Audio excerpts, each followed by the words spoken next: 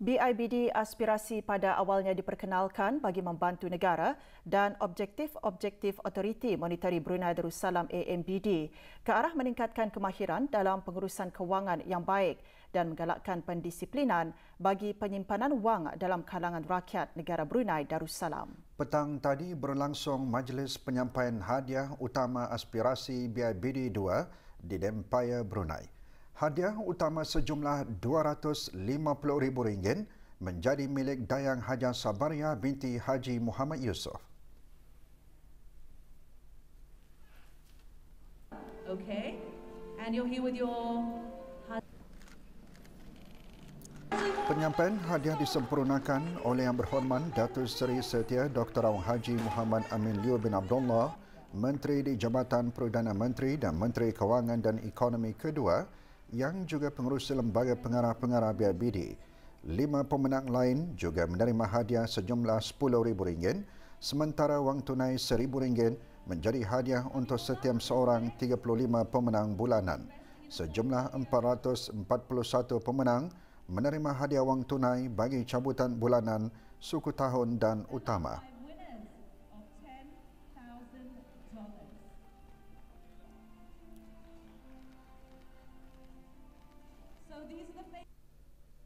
Juga diadakan pelancaran rasmi BIBD Aspirasi 3. Di bawah kempen tersebut, BIBD akan menawarkan lebih banyak hadiah untuk dimenangi dengan hanya membuat simpanan minimum terendah RM50. Para pelanggan aspirasi ketika ini secara langsung akan dimasukkan ke dalam program BIBD Aspirasi 3 dengan cabutan hadiah bulan pertama akan diadakan pada bulan Januari 2021.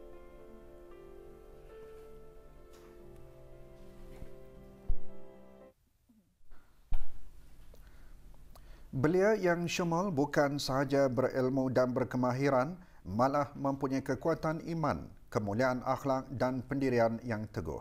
Sebagai bakal pewaris kepimpinan masa depan, ciri-ciri inilah yang mesti ada dan ditanai oleh belia agar mempunyai jati diri yang hebat dengan kepimpinan yang bijaksana, berwawasan serta berlandaskan falsafah negara Melayu Islam Beraja. Menteri Kebudayaan Belia dan Sukan menambah, dengan mempraktikkan pendekatan Whole of Nation, Kementerian Kebudayaan Belia dan Sukan akan terus mempertingkatkan dan mengukuhkan kerjasama antara agensi-agensi yang terlibat dalam usaha pembangunan jati diri para belia dan masyarakat. Yang Berhormat Major Jeneral Bersara Datuk Paduka Seri Haji Aminuddin Ehsan bin Pehin Orang Kaya Saiful Muluk Datuk Seri Paduka Haji Abidin mengongsikan perkara tersebut semasa peringkat akhir Musabaqah Tilawatil Quran Belia Kebangsaan 1442-2020 semalam. Dalam ini dirakamkan setinggi-tinggi penghargaan kepada pihak Kementerian Ahli Wal Agama dan Kementerian Pendidikan atas sumbangan serta kerjasama padu yang amat bernilai dalam usaha berterusan ini. Kita amat berbangga program-program dijalankan bersama, termasuk program Wira Fajar bagi para belia, terus memberikan nilai tambah bagi golongan belia kita untuk mendalami ilmu Al-Quran demi memertabatkan kesucian agama Islam serta memastikan maruah bangsa dan negara Brunei Darussalam yang tercinta ini dipertahankan sebagai sebuah negara zikir, baidatun, tayyibatun, warabun ghafur. Semasa majlis ini, 5 qari dan 3 qariah memperdengarkan bacaan masing-masing. Musabaqah menyasarkan para belia berumur antara 15 hingga 30 tahun. Antara lain tujuannya bagi melahirkan qari dan qariah belia yang berpotensi tinggi sebagai pelapis qari dan qariah negara Brunei Darussalam di samping persediaan bagi pemilihan wakil negara ke Musabaqah Tilawatil Quran Belia Asia Tenggara, anjuran Kementerian Kebudayaan Belia dan Sukan.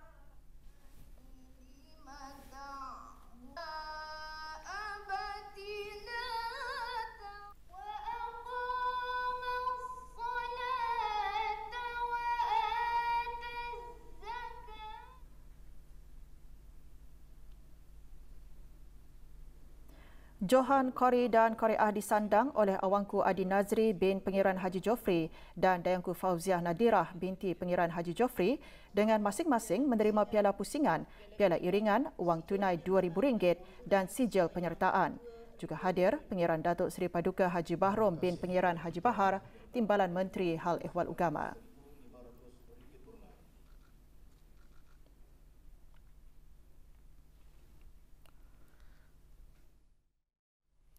Satu kes sembuh dicatatkan hari ini dan satu kes aktif COVID-19 sedang dirawat di Pusat Pengasingan Kebangsaan. Namun, tiada kes jangkitan baharu dicatatkan di negara Brunei Darussalam. Dalam siaran akhbar mengenai perkembangan situasi jangkitan COVID-19 di negara ini, Kementerian Kesihatan memaklumkan jumlah keseluruhan jangkitan 151 kes dengan kes yang sembuh seramai 147 orang. Kes terakhir jangkitan tempatan COVID-19 dilaporkan pada 6 Mei 2020 lalu, manakala jumlah kes impon sejak kes jangkitan terakhir tempatan dilaporkan sebanyak 10 kes. 475 orang sedang menjalani pengasingan diri mandatori, manakala seramai 8,884 orang menamatkan pengasingan diri mandatori sejak Mac lalu. Sementara itu, 164 sampel ujian virus SARS-CoV-2 dilaksanakan, menjadikan jumlah keseluruhan ujian makmal yang dijalankan sejak Januari 2020 sebanyak 77,993 ujian. Maklumat lanjut dan perkembangan terkini, layari laman sesawang Kementerian Kesihatan dan talian Kesihatan 148.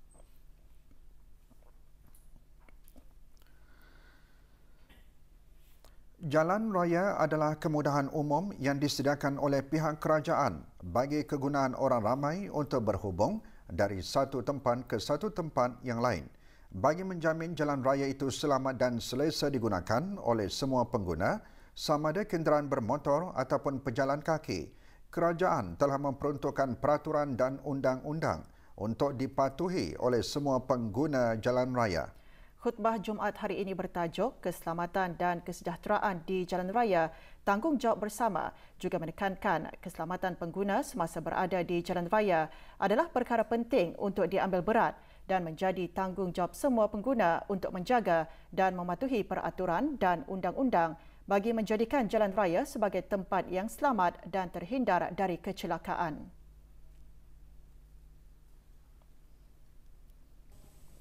Bagi memastikan keselamatan para pengguna jalan raya, pelbagai usaha telah pun dibuat oleh pihak berkuasa untuk menangani kemalangan jalan raya dan juga bagi menghindarkan diri dari berlakunya perkara-perkara yang tidak diingini. Antaranya, pertama, mengadakan sekatan jalan raya dan pemeriksaan kenderaan untuk mengesan sebarang pengubah suaian yang bertentangan dengan peraturan dan undang-undang. Tahun ini, sehingga bulan Oktober sahaja, sejumlah 75 panggilan kejadian kenderaan terbakar telah diterima oleh pihak Jabatan Bomba dan Penyelamat.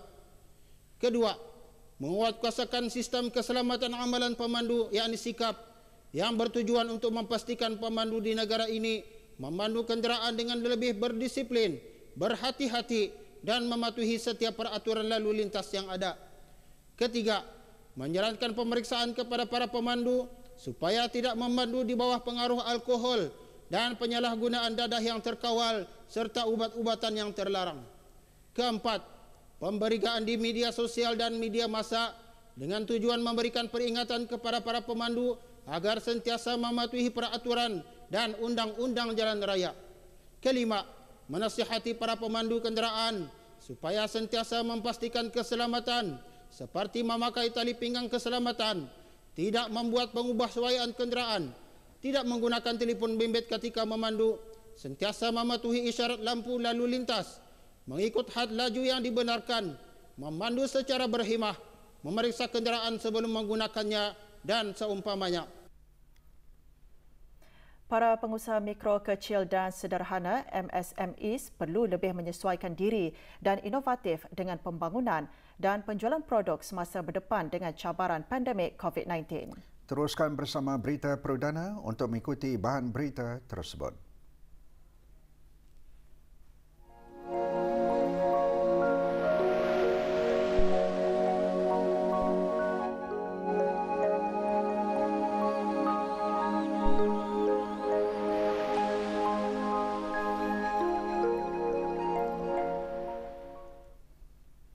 Para penerbit, pembaca, penulis, pendidik buku dan semua agensi yang memberi sokongan disatukan dalam satu acara dinamakan Tiny Lit Fest.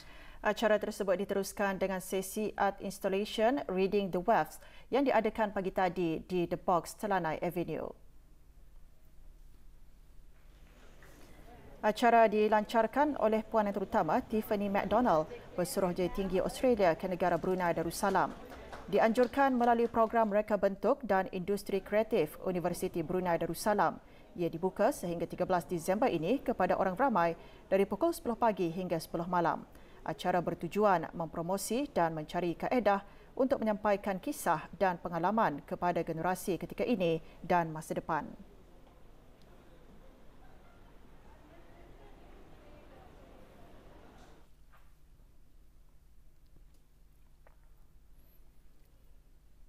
Cabaran yang dibawa oleh pandemik COVID-19 memerlukan para pengusaha mikro, kecil dan sederhana MSMEs untuk lebih menyesuaikan diri dan inovatif dengan pembangunan dan penjualan produk masing-masing selain menggunakan teknologi sebagai norma baharu. Perkara tersebut antara yang disentuh oleh Pengiran Haja Zeti Sufina binti Pengiran Dato' Peruka Haji Sani, Setiausaha Tetap Industri di Kementerian Kewangan dan Ekonomi yang juga ahli lembaga Darussalam Enterprise DARE pada Majlis Pelancaran Bruneian Men Mini Showcase Depot Mall Brakas pagi tadi.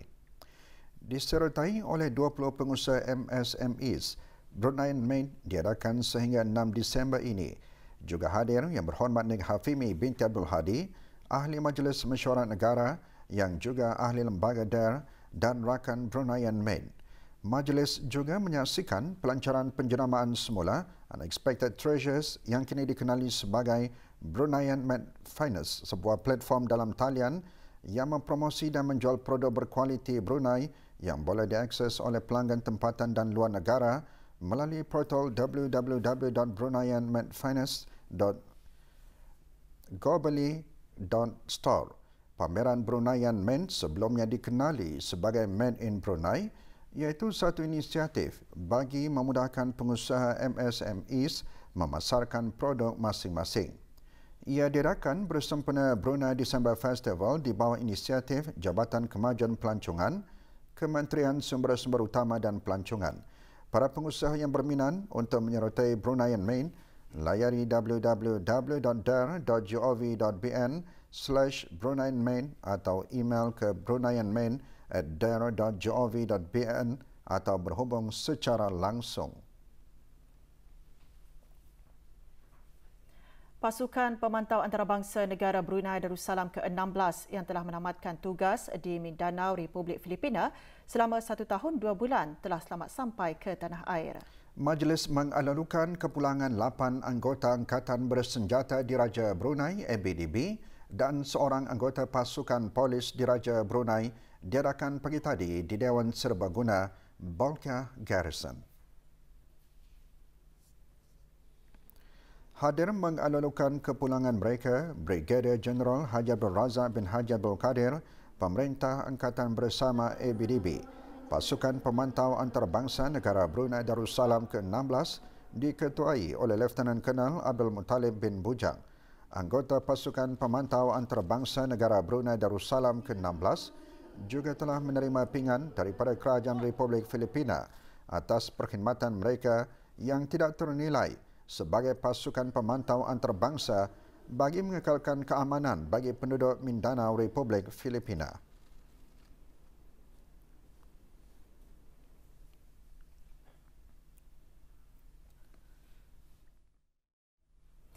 Kem Belia Harapan 2.0 Hero Within, anjuran kali kedua Yayasan Sultan Haji Hassanal Bolkiah dirasmikan pagi tadi.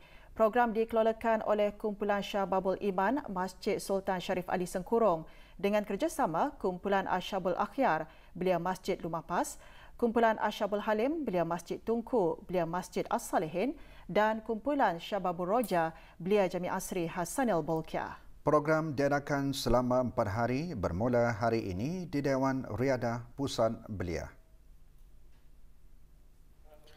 Awang Haji Mustafa bin Haji Matahir, penolong pengarah urusan Yayasan Sultan Haji Hassanal Bolkiah, dalam ucapannya berkata, belia atau pemuda dengan agama merupakan salah satu faktor terbesar yang menyumbang ke arah pembentukan insan yang holistik, terutama sekali dari sudut akhlak, intelek dan juga menjadikan Islam sebagai cara hidup yang lengkap yang mampu membawa kepada perubahan peradaban yang mantap.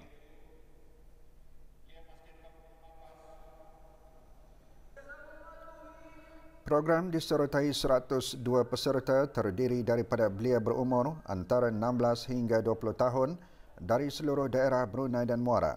Antara lain program bertujuan melahirkan belia proaktif yang mengisi masa cuti persekolahan dan masa lapang dengan melakukan aktiviti-aktiviti yang bermanfaat selain membentuk belia untuk bersemangat ke arah sukarelawan, patriotisme, prihatin dan bermakluman.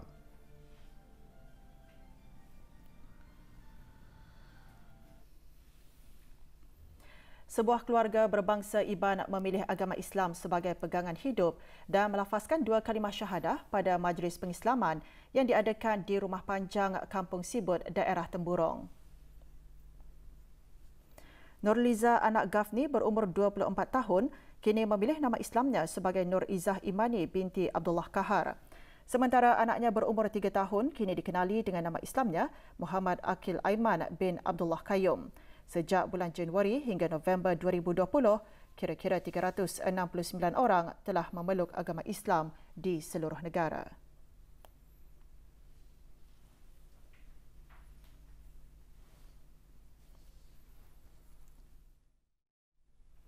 Kedutaan Amerika Syarikat di negara Brunei Darussalam meraihkan ulang tahun ke-7 inisiatif Pemimpin Muda Asia Tenggara YSEALI bersama 4 ahli terawal dari negara ini. Majlis berlangsung pagi tadi di Pusat Pembangunan Masyarakat Kampung Bolkiah. Majlis diisikan dengan sesi perkongsian bersama 4 ahli awal YSEALI dari Brunei iaitu Dayang Amal Kasibah binti Bahari, Awang Muhammad Firdaus bin Ismail, Dayang Nur Hayatun Najibah binti Kifli dan Weli Kong Weli yang menyertai program berkenaan pada tahun 2013. Melalui inisiatif tersebut, para ahli berjaya melancarkan inisiatif masyarakat masing-masing termasuk Save Kampung Air dan Borneo Eco Warriors. Majlis juga bermatlamat sebagai salah satu platform bagi memberikan inspirasi kepada para pemimpin muda untuk menjalin rangkaian dengan ahli-ahli YSEALI dan pemimpin belia mengenai kepentingan bersama dalam penglibatan masyarakat.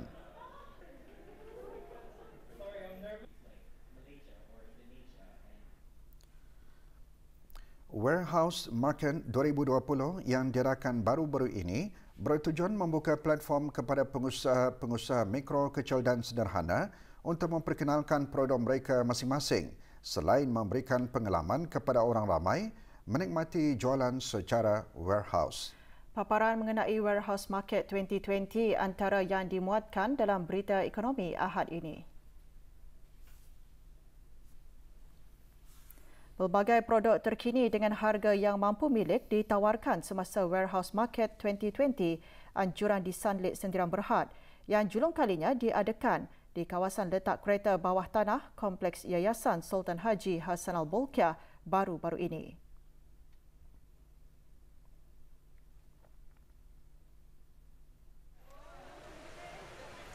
Juga dimuatkan dalam berita ekonomi Ahad ini ialah mengenai acara Big Carnival yang juga diadakan baru-baru ini.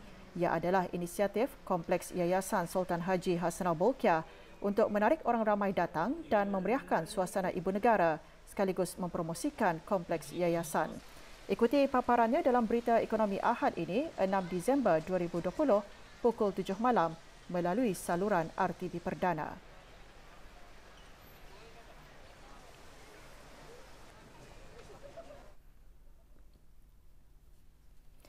Jabatan Bomba dan Penyelamat melalui cawangan Operasi F kemarin mengadakan latihan kecemasan Eksersis Cakah 2020 XC20 iaitu operasi mencari dan menyelamat di dalam hutan.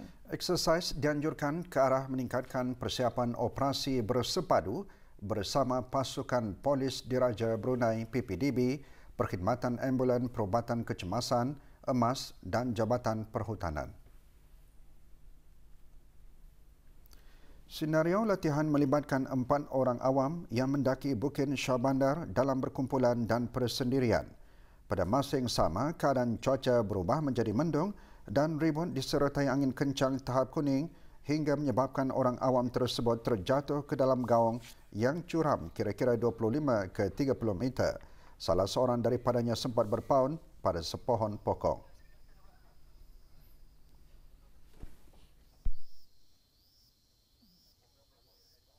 Tujuan untuk eksersis Tangkah 20 ini adalah untuk menilai keberkesanan pelan tindakan kecemasan dan prosedur tetap operasi setiap agensi dalam menangani apa-apa jua kecemasan yang melibatkan mencari dan menyelamat di dalam hutan, iaitu semasa menaiki bukit. Objektifnya ialah untuk menyelaras prosedur tindak balas serta keberkesanan antara agensi-agensi keselamatan itu. Kedua, menilai keberkesanan pelan tindakan semasa kecemasan setiap agensi. Ketiga, menilai ataupun mengenal pasti jurang keupayaan setiap agensi itu. Jabatan Bomba dan Penyelaman sementara itu menasihatkan para penggemar aktiviti mendaki untuk sentiasa peka dengan keadaan cuaca dari semasa ke semasa. Juga dielakkan dari melakukan pendakian secara bersorangan serta memaklumkan kepada keluarga atau kawan-kawan tentang tempat yang dituju. Disarankan para pendaki untuk membawa bersama whistle, lampu, telefon bimbit dan air bagi keperluan jika berlaku kecemasan dan menghubungi talian kecemasan 995.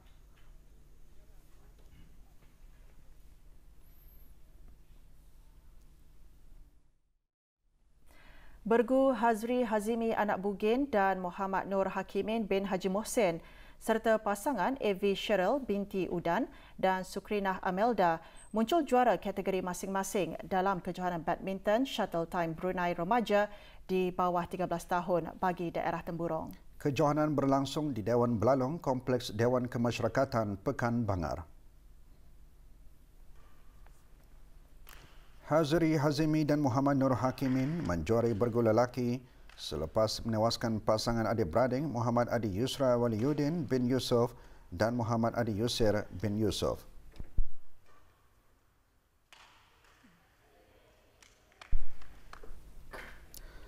Manakala pasangan Evi Cheryl Bento Udan dan Sukrina Amelda menjuarai bergu perempuan setelah mendudukan pasangan Nur Khalisha Raqibah binti Abdullah Abdul Rahman dan Nurul Wafiqah Kaisara.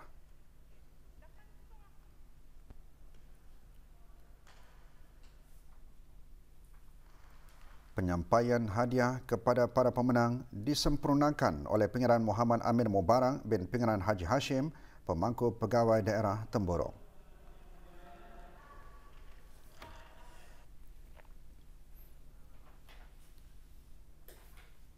Seramai 16 jurulatih berjaya menamatkan kursus jurulatih bola sepak NFABD FCC.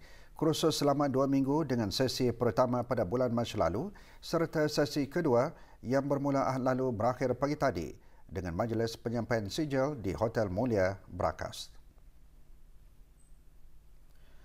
Penyampaian sijil disempurnakan oleh Pengeran Haji Matusin bin Pengeran Haji Matasan, Presiden Persatuan Bola Sepak Kebangsaan Brunei Darussalam NFABD. Selain penyampaian sijil kepada 16 peserta kursus, 2 jurulatih turut menerima sijil NFABD FCB Diploma dan 5 jurulatih menerima sijil NFABD FCC. Kursus umpamanya akan meningkatkan lagi bilangan jurulatih bola sepak tempatan, susulan kemestian bagi klub-klub yang menyertai Liga Tempatan untuk melantik jurulatih yang mempunyai sijil. Dengan adanya jurulatih yang diktiraf, pastinya akan dapat memberikan latihan yang lebih bersistematik ke arah memantapkan dan menaikkan lagi taraf pasukan dan akademi bola sepak di negara ini.